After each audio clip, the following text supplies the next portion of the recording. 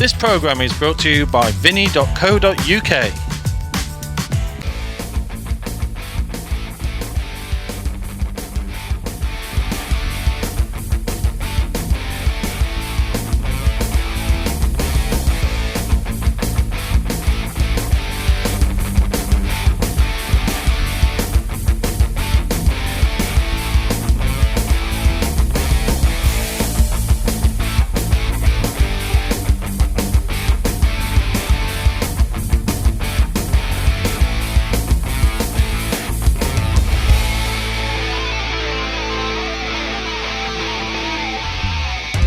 Welcome back to the Champions League pool here on Free Sports. Stephen Jameson and Simon Webb still with you. A good win there for Rob Warne in the first match of the evening, which leaves it as thus. The league table looks like this. Still a long way to go tonight, but Rob Warne has the advantage. Played one and won one. Remember, 2 points for a win, 1 for a draw, 0 for a defeat. So Rob Warne in the early driving seat. He will play the winner of our next match, Jimmy Croxton versus Josh Kane, in match number 4.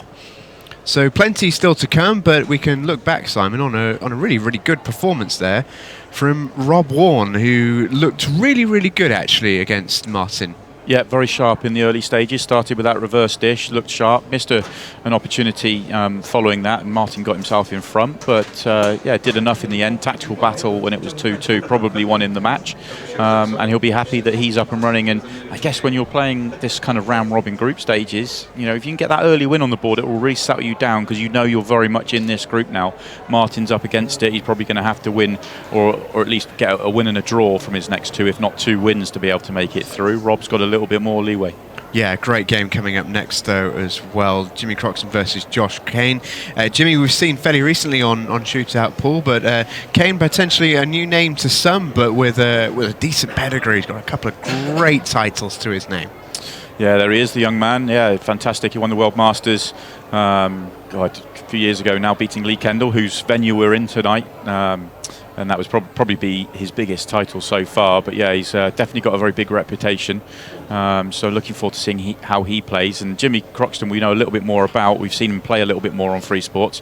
And he probably starts tonight as the group favourites. The bookies see him as the favourite for the group, but it's very, very tight, has to be said. And although he looked sharp when we saw him on Free Sports about 6 weeks ago, he actually didn't walk away as victor on the night. So he'll be keen to get out there and showcase what he can do again. Yeah, and it's worth pointing out as well, this is Jimmy's local. He doesn't, from Newcastle under Lyme himself. He couldn't get closer to this venue if he tried, so he's on home territory, shall we say. It's Josh with the break first. He won the lag earlier on this evening, so a chance for him to get his cue underneath him and get us underway in match number 2. It's the worst possible start as he screws straight into the middle pocket, and that is a look of a frustrated man. Cue ball behind the line, please. That's exactly what Martin did to start off the first match. It was, yeah, you're and absolutely it didn't right. work out well for him in that case because Rob reverse dished, and Jimmy will be looking to do the same thing here. Yeah, it's fine. Jimmy just getting Viv to check the ball behind the line. The only time that line's in play is after the break. Yellow ball's in play. A foul off the break means cue ball anywhere behind that break line. A foul in normal play, and a cue ball anywhere on the table. So he's taken yellows, although hasn't landed nicely on his next yellow. But when you look at the bottom right-hand part of the table, you feel yellows are important. Although with this rule set, it wouldn't be too difficult for if Josh was to get to the table, just to come down and play red onto yellow and get a snooker whilst clearing that yellow out the way. That's why these rules are so attacking. Heck of a pot, that. It was very impressive, yeah. Really, really lovely pot from Jimmy Croxton. It was a good tester just to see how well his cue arm's going, because that really had to be judged to perfection, and it was. He's got a problem though. He must have a plan. He looks like he's got a plan for the red yellow at the bottom right hand corner. The reason normally you'd say that yellow in the middle of the table, you can pop that into the middle and go down the table. The problem is you've got a yellow and a red and a black in the way. That's stopping you from being able to get into your problem. So he's going to play yellow. He's going to try and go onto the cushion. There we go. it's a decent shot without being a great shot because the yellow's got now tied up. He needed to catch the red fuller so that the yellow would stay over the pocket. He doesn't want to catch the red on the way through. You see how he just catches that red? I think he wanted to... Well, he did want to catch it, but he wanted the ball to track down the rail rather than being a little bit more into the open. So, yeah, this is now a really tough shot. Yellow doesn't have an obvious pocket. It might not actually have any. I think he's going to play a similar shot but without the balls over the pocket, playing the yellow into the cushion off the red and trying to get it to hug the rail. Great camera angle for this shot. Oh, great try. Yeah, you call it spot on. Didn't quite get it right, but this is a tough shot by anybody's standards. But Josh was straight up. Good chance for him to make a bit of a recovery here. Oh no. Foul. He cannot believe it. 2 shots played in the tournament, in off on both. Ball in hand and you're on the table. Frustrating as well. The first time it happens off the break, you know, it's one of those things, but when you do it in open play like that, especially when your opponent's missed last ball, you feel like you should win these frames, and he's just gifted it to Jimmy Croxton, who's able to put the white anywhere he wants, and this black comfortably goes past the red. Can play it off the jaw if he wants to. Jaw and then the red. Really doesn't get too much simpler than that for an end of frame for Jimmy Croxton. He's a Supreme Series finalist in this rule set. Very used to playing it. I'll say this is his local club. His favourite player he mentions is Gaz Potts, who has a lot to do with this here venue. One of the best players in the world, Gaz Potts, and this is his gaff. It certainly is, although focuses more on the Chinese 8-ball. Doesn't play this version of the game anymore, which is a shame for us because he is has been one of the greats of this game. A good start for Jimmy. He's won both. Well, Rob Warren, Jimmy Croxton, and Josh Kane. All 3 of them have played a lot of this type of rules in this venue. So I think they'll all be used to it. The tactical side of the game, they're not going to struggle with it in the same way that Martin might. I think it does, yeah. Frame number 2, Jimmy Croxton to break, leading 1 frame to 0. Time running.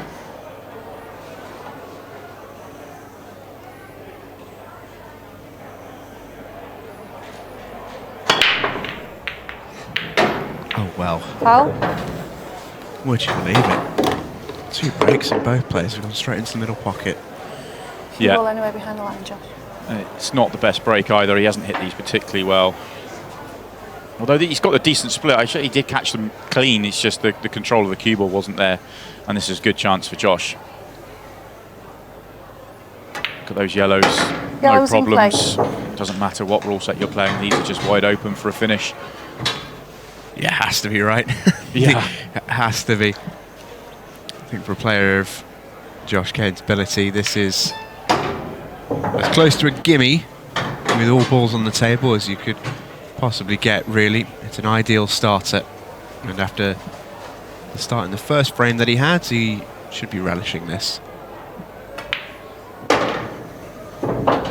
Just has to take these in a nice order.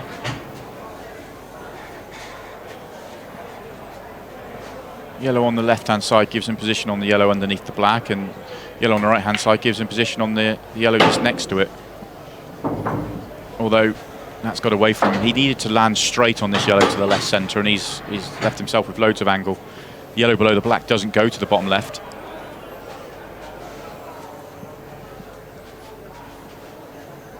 He's cutting this back to the centre. It's a good pot. What damage has he done? Well, the black still goes. He's come around, the yellow still goes past the black. So he's recovered the situation to a point. Has to play a good positional shot now. Twice across the table, I would have thought.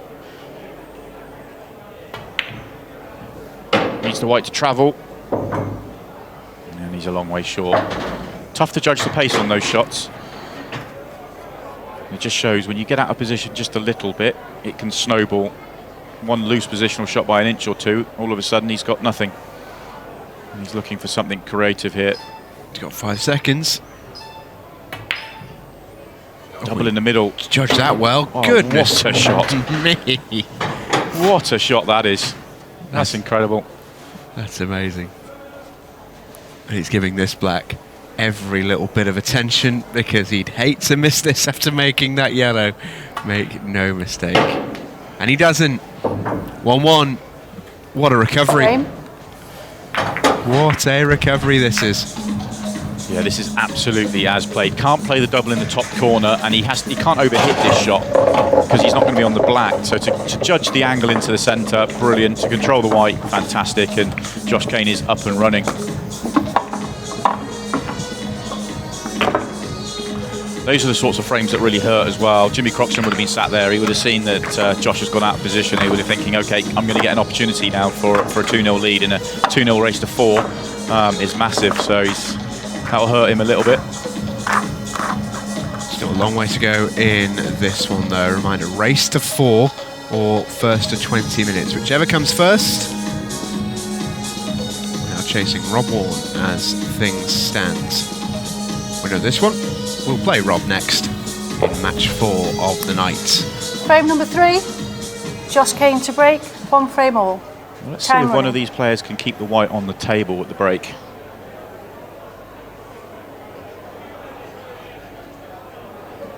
Can you stop the clock a minute, please? Can you just reset the clock? Something's just distracted Josh in the arena. Okay, time running.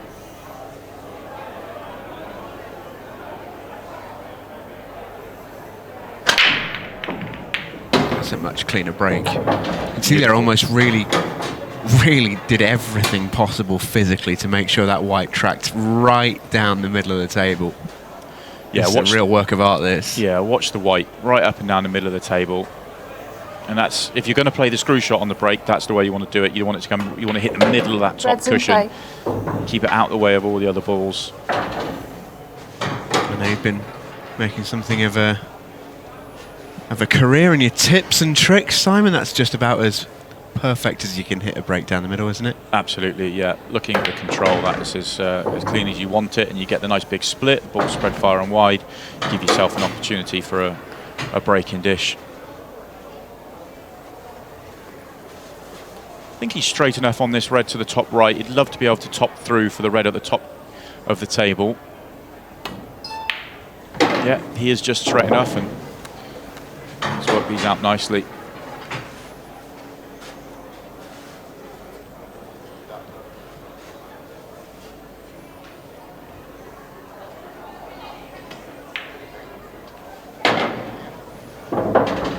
Not sure if the black goes to the bottom left. If it goes to the bottom left, then you just drop it in to leave a straight black to the corner. If he has to top through for the black into the centre, well, he's going to take the red into the centre first, so that tells me the black doesn't go to the bottom left, so he's going to screw down the left-hand side of the table for the black into the right centre, where there's just loads of margin of error. So you can always see on these sort of finishes, there's 3 or 4 different ways you can always go about them, but it's picking the one that you find easiest, and it's committing to that route.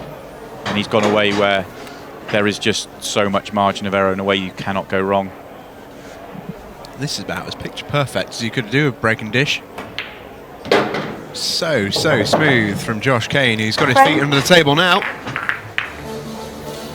Yeah, our first break and dish of the night. We saw a reverse dish from Rob Warren in the first match. A break and dish there from Josh, and as you said, it was picture perfect. Big break, great control of the cue ball, perfect control throughout the visit. Nice and simple, and he's in front. Yeah, really beautifully done from Josh Kane. And we talked about it a little bit before the match, a World Masters champion. And for those who don't necessarily know, so that's a big event to win, and really just shows the calibre of Josh at a relatively young age to be that sort of champion as well. Yeah, it's a massive title to win. It really is. All the, so many great players playing that. It's run alongside the World Championships, the W.E.P.F World Championships, so that everybody from that side of the game will be playing in it. The event would have been played to world rules, but to win that event is a real big scalp. It is a very prestigious event to win, and I was chatting to Lee Kendall earlier, and it was Lee Kendall that he played in the final of that event. Yeah, some serious players kicking about in this tournament. There really, really is. Everywhere you look, in every group, there are sharks awaiting in the water. It's another relatively poorly hit break from Jimmy Croxton, but he has made a ball, so he is at the table. This isn't exactly what he was looking for, though. Yeah, just look at the white. He's done that on both breaks now. The first time the white went in, this time the white's just caught the jaw and stayed on the table. That to me probably tells me he's catching the white a fraction off centre and also catching it a fraction high, because it's sort of bouncing off that front ball and then it's reacting with topspin. So he's probably just hitting a fraction high on the break compared to what he wants to, because he's playing the break slightly differently to Josh. He's trying to play that stun shot where he holds the white in the middle of the table. But he has been given an opportunity. He did make a ball, and this is a good chance for a break and dish response. In a strange way, it worked out really well for him. And it was an objectively poorly hit break. This is a really decent opportunity here for Jimmy. Been a very even game so far. Both players look right at it. This is one thing that we will get throughout this competition. It is a brutal format. Only 1 from 4 advances every night. We will lose some top players in this tournament. Have to, don't we? This is difficult for Jimmy. Extension called. And he's decided to use his extension, extra 20 seconds. He knows he's if he drops this in, he's not going to have a great shot on the last red. Oh, it's going to cost him the frame. Would you believe it? Jimmy Croxton can't. That's a tough one to take for Jimmy. Called his extension to give himself a little bit more thinking time, just to work that angle. And he's screwed this straight into the black. And the 8 ball is down. Frame over. I originally thought that he could drop that in and just almost leave himself very thin on that red, but he was actually thinner on that pot to the centre than I thought. So there's not a lot he could do with this. I think he was just trying to rest into the black and give himself some sort of double attempt, I think. I think where it went wrong for Jimmy is the previous shot. He potted it thick, it rattled in off the near jaw. If he pots the centre pocket, the white comes across an extra foot, and he can just drop it into the centre pocket and leave himself that red to the bottom right corner. So positional error followed by this is the shot that I was talking about. Watch this, it goes in thick. You can see it just pinged off the near jaw. If he makes it centre pocket, the white's much nearer the centre of the table. Much easier finish from 5, there. Josh Kane to 8, leading 3 frames to 1. Time running. Well, 3-1 to Josh Kane with still 9 minutes left on the clock with a break in hand. This could be one of the quicker games of the night. And he's made a ball too, and looking at this table, it really could be one of the quicker games of the night. You'd back Josh Kane in this kind of mood to finish this one off it. Yeah, especially when making a break and dish in his previous break. Didn't catch that one as clean. You can see the split's not as big. There's not as many balls on top half the table, and the cue ball went across the left-hand side. But importantly for him, he did make a ball in the right-hand side, and he does have a chance. He could go reds or yellows. Looks like reds is his choice. The red that's going to cause him a little bit of a problem is the one nearest the right centre pocket now. 3-ball plant coming up, right? Yeah, he's going to play a shot very similar to Jimmy in the opening frame, or his opening chance. Red into the cushion. Yeah, beautiful. Nicely worked. A little bit more work to do, though, before he can quite claim those 2 points. He'll be pleased with the way those 2 reds just kissed at the end of that shot, just to keep them both open. It's still not, it looks really simple because you've got the red open, like near the pocket, and then the next one next to it, but playing one to get on the other is going to be really tricky. I don't know whether he can avoid contacting the one on the bottom cushion when he pots the one nearest the pocket. I don't think the one on the bottom cushion goes while the other one's near the pocket. Yeah, he's finished in a little bit of no man's land because of that. It's going to be a really tough one just to keep the white in check here. It's thin. Use the yellow to hold it. Beautifully played. I mean, that was what I meant to say, is that was absolutely as played. Worked that angle beautifully. Use the yellow as his cushion. And this Should be 4-1 and game.